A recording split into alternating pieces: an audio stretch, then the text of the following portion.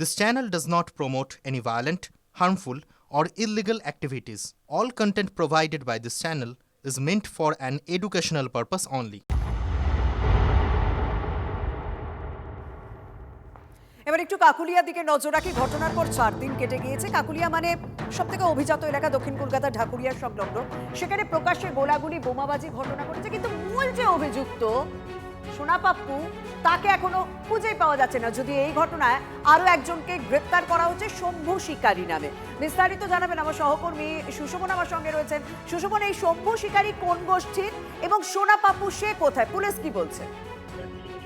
তবে শম্ভু শিকারী নিয়ে সব মিলে 20 জনকে গ্রেপ্তার করা হলো এবং একেবারে শম্ভু শিকারী নামে অভিযোগ ছিল এবং যে দুটো অভিযোগ হয়েছে সেই অভিযোগের ভিত্তিতেই মূলত গ্রেপ্তার করা হয়েছে। কিন্তু যেটা প্রশ্ন সেটা হলো ঘটনার 4 দিন হলো, তার ঠিক 2 দিন পরেই দেখা গেল যে সোনা পাপ্পু সে ফেসবুক লাইভ করলো, কিন্তু তারপরেও এখনো পর্যন্ত সোনা পাপ্পুর নাগাল আনতে পারলো না পুলিশ। যেটা এই মুহূর্তে জানা যাচ্ছে যে পুলিশ কিন্তু সন্ধান করছে, কিন্তু সেই জায়গা দিয়ে বারবার প্রশ্ন উঠছে, যেখানে পুলিশ কমিশনার তিনি বলছেন কাউকে ছাড়া হবে না, সেই জায়গায় 20 জন গ্রেপ্তার হলেও সোনা পাপ্পু কেন গ্রেপ্তার হলো না বা সোনা পাপ্পু কোথায়? তাহলে পুলিশ উঠছে কারণ সোনা পাপ্পুকে আমরা দেখিয়েছি সমাজ মাধ্যমে সে কিভাবে ফেসবুক লাইভ করছে এবং মোবাইল ফোন থেকে সে লাইভটা করছে, তার মানে মোবাইল তার অ্যাক্টিভ রয়েছে। তাহলে পুলিশ কেন তাকে ট্র্যাক করে ধরতে পারছে না, সেটাই প্রশ্ন উঠতে শুরু করে দিয়েছে।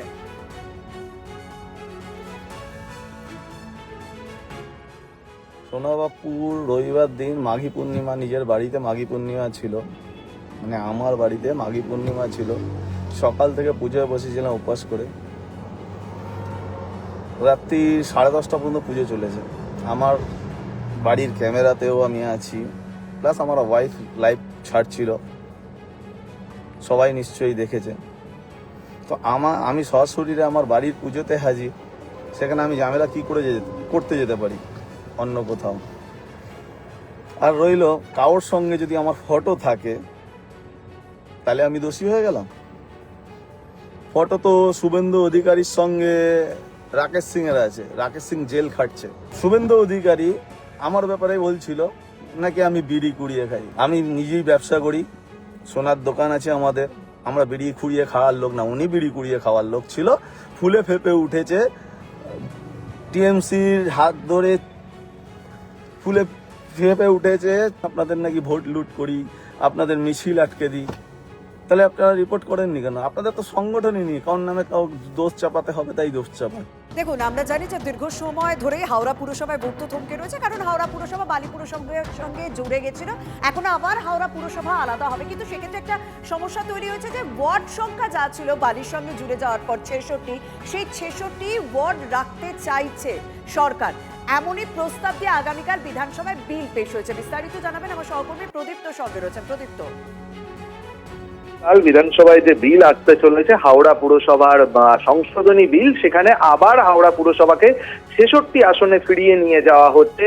আমরা দেখেছিলাম যে শেষবার যখন নির্বাচন হয় হাওড়াতে তখন 66 আসন, পরবর্তীতে একটা সংশোধনী বিল আছে যে হাওড়ার সংখ্যা আবার কেটে সেটাকে 50-এ ফিরিয়ে নিয়ে যাওয়া, কখনো বালিকে জুড়ে দেওয়া হাওড়ার সঙ্গে, তাদের 35টি আসনকে কমিয়ে 16টা করে হাওড়া পুরসভার সঙ্গে জুড়ে দেওয়া।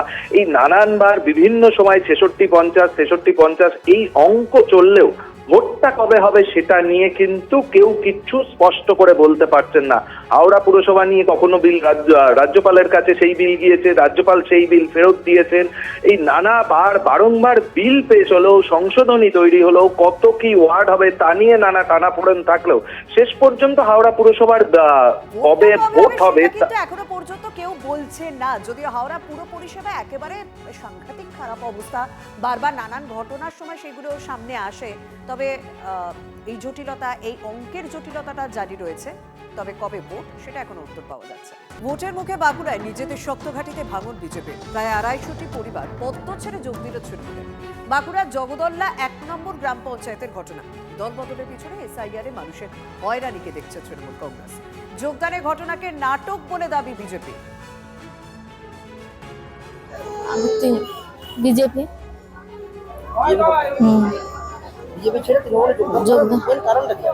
কেন আমাদের কোনো পাশে এসে সাহায্যও করে না, কোনো পাশে এসে দাঁড়ায় না, কোনো কিছুতে কোনো সাহায্য পাইনি আমরা বিজেপির কাছ থেকে। এরা বিজেপিতে আগে করতো, বিজেপি করে বিজেপিকে বাঁকুড়া ওই জগদলা থেকে শক্তিশালী করেছিল।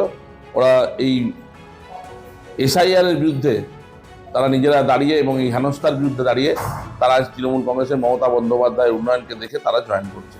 অবশ্যই দল শক্তিশালী হবে এবং বাঁকুড়া বিধানসভা আমরা এবার অবশ্যই জিতবো, সেরকম আমাদের মানুষ আজকে ছাড়া দিয়েছে।